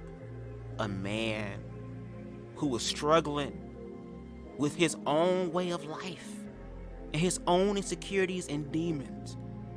And if I was to kill this motherfucker, I would be doing the same thing that he did. Why do that when God's source universe has promised me and prophesied that I would be king? And he didn't cut. He cut what's the name robe. Now that's a smart bitch. He said, bitch, I could have killed you, but I didn't. bitch, but I cut your robe. So hold, let me tell you something, bitch. You can get 3,000, 5,000, 7,000, 10,000. You can get as many soldiers you want, girl. I will always come back and cut out, girl. I will cut up your goddamn robe the hell up. I would turn it into Joseph in the Technicolor Dreamcoat with all your robes in different colors. That's how close to you I could be. But that's why David was king. Because heavy is the head that wears the crown. You have a power in you to uplift, but you also have a power in you to destroy. Hey, Miss English. You have the power in you to destroy. So a good and righteous king, in my opinion, is going to check themselves first and make sure they're good first. Tim ass could have sat here and could have whooped Dane ass for that shit. Cause he grabbing my dick and shit. We all in the bed, nigga. What? And there are some LGBT people, there are some gay men who do that to straight men and put them in those situations. So we do have to call accountability there. But I'm proud of how Tim handled it, because once again, he was able to challenge himself. And probably how many times he done made females uncomfortable. Because the Bible told him it was okay for him to do that because he was a man. And they made Adam and Eve, not Adam and Steve, so it's okay for me to do this stuff. But then he became the piece of meat. He once again, the shoes was fitting his feet, just like them size 12, size 15 heels that they was running in and shit. With Amy big Sasquatch ass feet. Girl, them shoes fit him. And again, taking it outside of this book and into objective reality, into everyday life collectively with all of us, the people who are oppressing are now feeling the oppression. Do unto others as you want them to do unto you, and the universe will make sure that's happening. So a lot of religious people are scared right now because the power that they had over people is disappearing. People are choosing to face their fears. What happened in 2020, in my opinion, opened a lot of people's eyes, because now you had to sit down with yourself. You had to talk things out. You had to face that. And there are a lot of people now that are dealing with their shadow periods and that are choosing to heal from generational trauma and indoctrination that has not served everybody.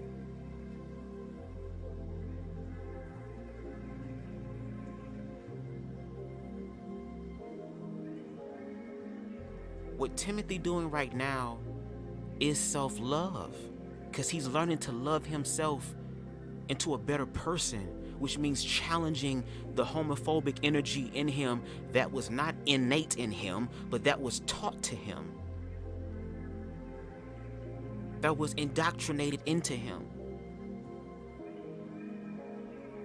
He's now challenging that in the real world, in this real time.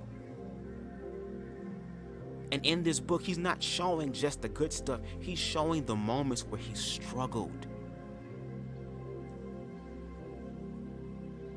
And how he was aware enough to be able to turn that awareness inward. Why do I feel this way? Why do I feel creeped out by these people? Why do I feel like these people are not human?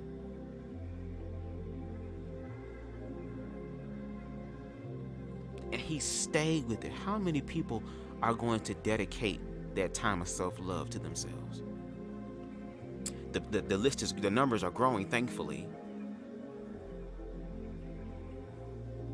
But I'm talking about in areas where there is this large group of people who are conforming out of fear. Where is the liberation? Where is the power?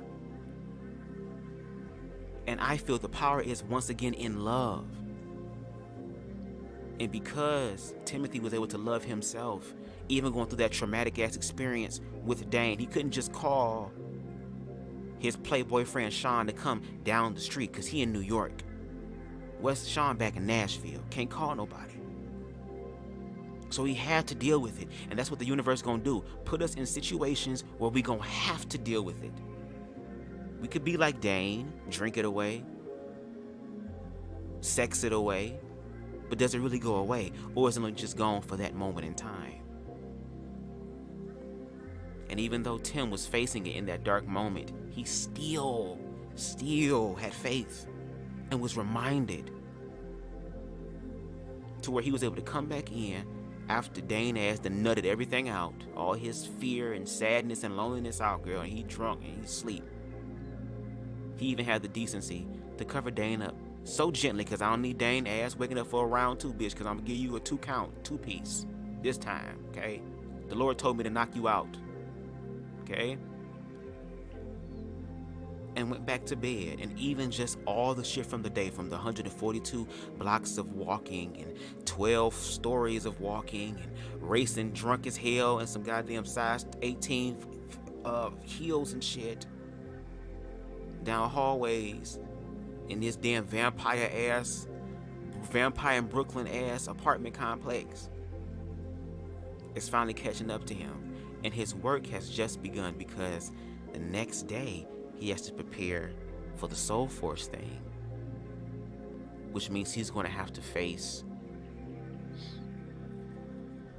When he spoke earlier in the chapters, when he was talking about Proposition 8 and how the evangelical church at large was able to raise millions of dollars to create propaganda against LGBT people, to demonize them, to spend millions of dollars to suppress another person's existence and experience of life, and in such a shallow and quickly written off way, and that Tim is a part of the smaller group facing against this big ass conglomerate that's backed not only by ideologies, but years of fear and years of power and money.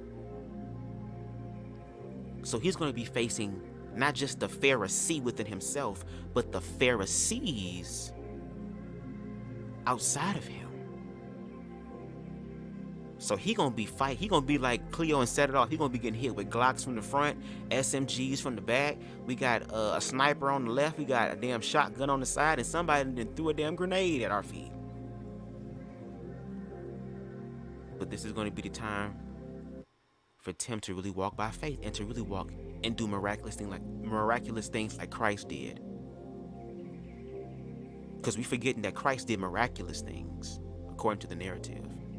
Changed people's lives. And it really wasn't just him.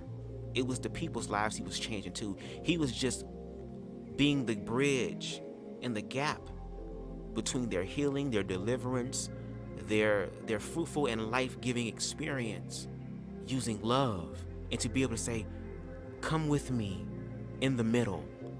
Meet my hand in the middle. Connect with me in the gray area. Connect with me in the area that is inclusive, where God is, which is in everything. I just need you to tap into, agree with me that you are included, because you already are. You just got to believe it. So, with that being said, thank y'all so much for joining me for chapter 10 and 11 of The Cross in the Closet. I am so excited about this book and sharing the book. Shout out to everybody who has came through and supported. Even with me, I'm learning not to look at the views. I'm not. There's still parts of me that, I beat myself up because it's like, okay, I'm being consistent on YouTube and doing what I need to do. And I also have to accept the fact that the commentary that I give and the content that I give, it can be scary. It can be scary. It can be scary. Because I do talk about a lot of real shit. But I still do it though. Because somebody needs it.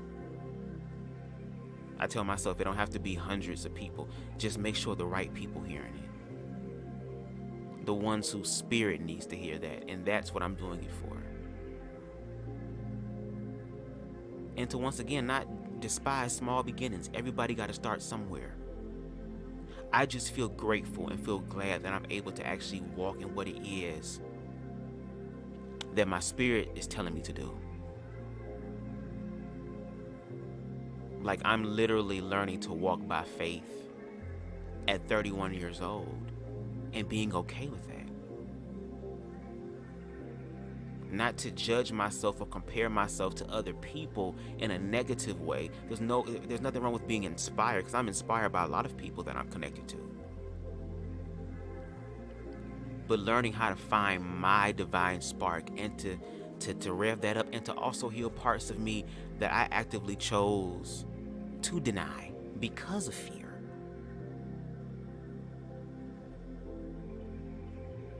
And I ask or challenge everyone to do the same thing. Because once again, what's happening spiritually is happening to all of us. We are dealing with a mass awakening. And there are people who are not ready to be awakened. It's too scary to be awake. But that's the thing. Like I said a long time ago, in my interpretation of the book Revelations, which is the last book, it's called Revelations in my opinion, because what is really true and genuine is going to shine through. And all false identities and ideologies and low vibrational thought patterns and ways of living are going to be shattered, and the truth is going to be shown. Which it says every knee shall bow and every tongue that shall confess. It'll be something that everybody is not going to be able to deny. And it's going to be love that is going to be important to cover us. Because a lot of people have spent years, time, effort, energy, money, resources into strengthening false parts of themselves. And they've made it so much a part of their identity that they can't see themselves breaking out of it. Some people feel like they in too deep. But that's the thing about love. It don't matter where the fuck you are. Love is going to always be there. You have to be the one to be aware of it. But you also have to be accountable and responsible for what you put on yourself. You dug yourself this ditch, you got to find a way to climb yourself out of it.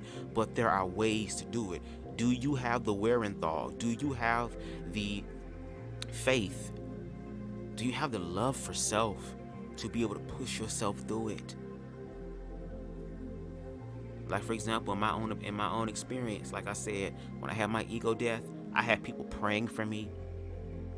I had love in the house with me.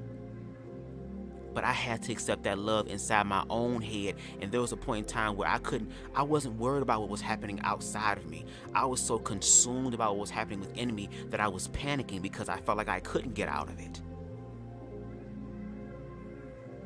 But it was love that covered me in that. And I had to accept that love for self.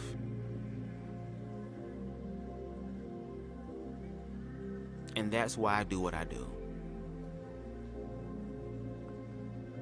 Because there are people who are waking up and don't know how to deal with their newfound identity. Who am I? But if they come across one of my videos and feel compelled to go down a certain direction that's being called to them, for them to find their own personal, unique identity that God, Source Universe, has given us. It's the world that we lived in because of other people's pain and insecurities and projections that have shaped and has helped us to influence and deny our own birthright of living our best life. Think about babies. When babies are born, they don't know what racism is. They don't know what homophobia is. They don't know what any of that shit is. They just know love. They know love. They came fresh from God, fresh from source. That's why a lot of times when we look into the eyes of a baby, it just calms us down.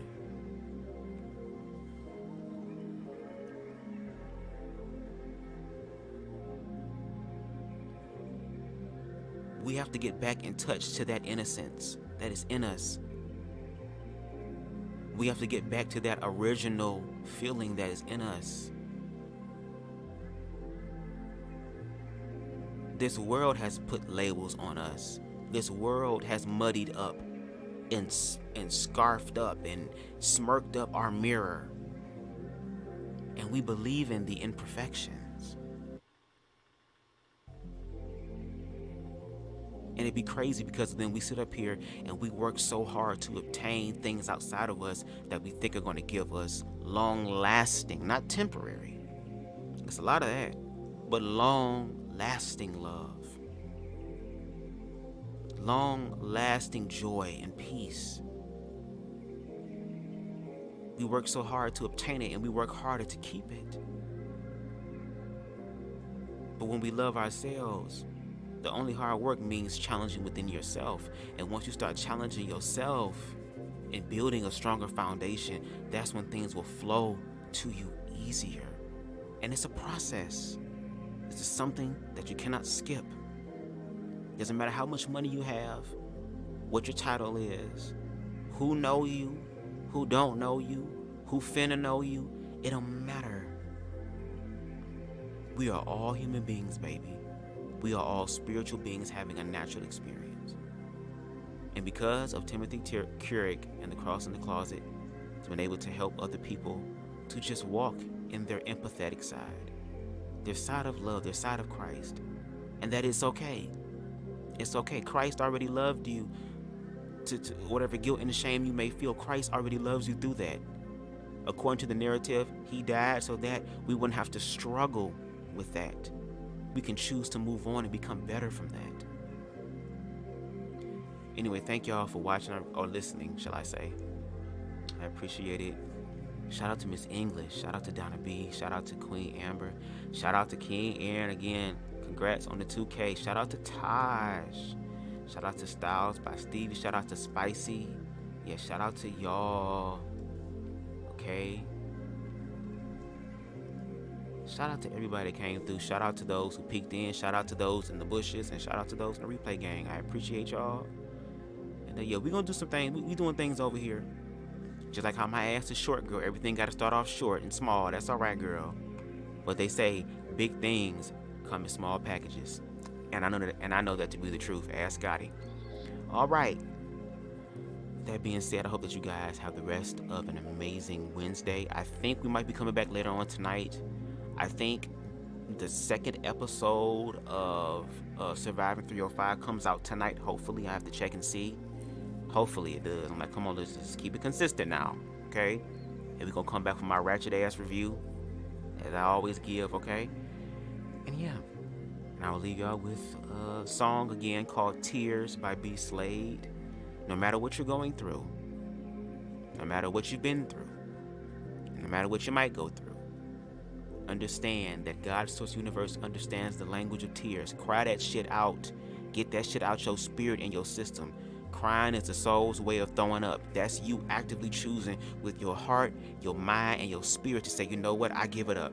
It no longer serves me, I give it up.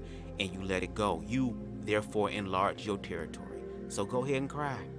Get that shit out. Don't be like these people, turn off your feelings, fuck your feelings. Okay, a lot of people getting sick and manifesting all type of illnesses and shit in their body because they ain't crying.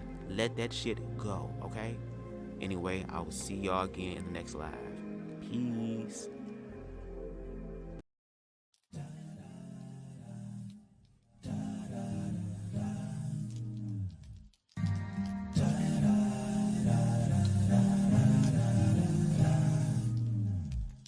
Feeling so lonely, feeling so down when you need someone. No one's there to be found. The pain inside can't be expressed verbally, so you cry on your pillow. You don't know what you're saying, but I know an interpreter of tears. And when your voice you cry, it lends an open ear. Oh, God understands the language of tears. It knows all about all your pain and your fears when you're right and you're wrong, when your friends are gone. He's a shoulder to cry on. God understands your tears. You can't keep it bottled inside.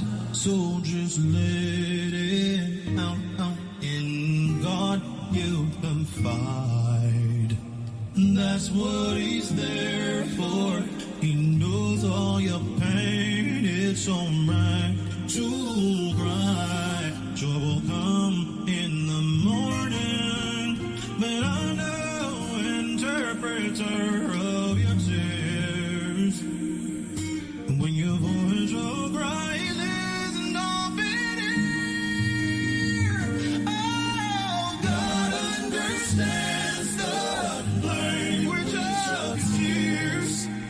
He knows all about all your pains and your fears. When you're right and you're wrong, when your friends are gone, he's a shoulder to cry.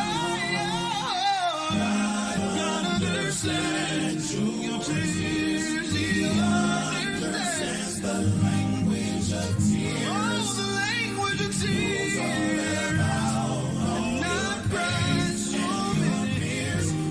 When you're right, when you're wrong, when your friends are gone, he's a shoulder to cry on. God understands your tears.